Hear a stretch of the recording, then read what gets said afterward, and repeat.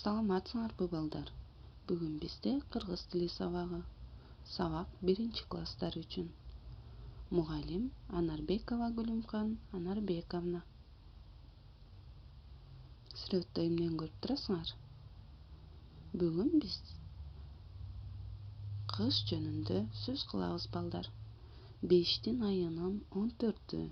Тема кыш мезгили. Алтын эреже менен таанышып алалы. Колубузду бат-баттан самындап жууйбуз, онлайн сабактарга активдүү катышабыз, тапшырмаларды өз убагында аткарабыз. Сабактын максаты сөздөрдү туура жазганга үйрөнөсүңөр, кыш жөнүндө маалымат аласыңар, кышында жылуу кийинип, жолдо этияттап жүрүүгө тарбияланасыңар балдар.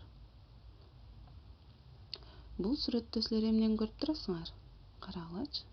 Кар, кар жаап жатат. Айлана аппак карга бөлөнүп, бир керемет көрүнүп турат. Мынакей.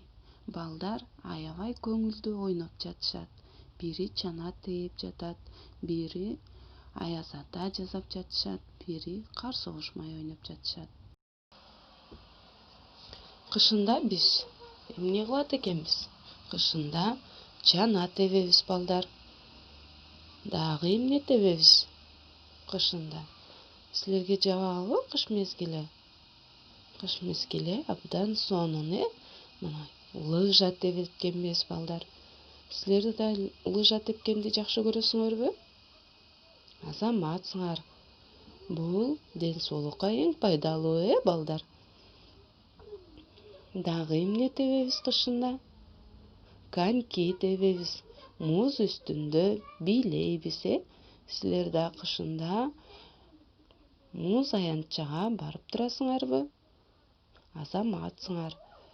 Кыш мезгилинде сонун оюндар бар балдар, Карагылачы балдарды. Кандай сонун ойноп жатышат. Кар киши жасап, өздөрүнүн чептерин куруп, кыялданып ойноп жатышат балдар. Кышкы кийимдер: өтүк, мойын орогуч, мелей, байпак, жемпир, тумак, пальто, күрмө, кыш кийимдери.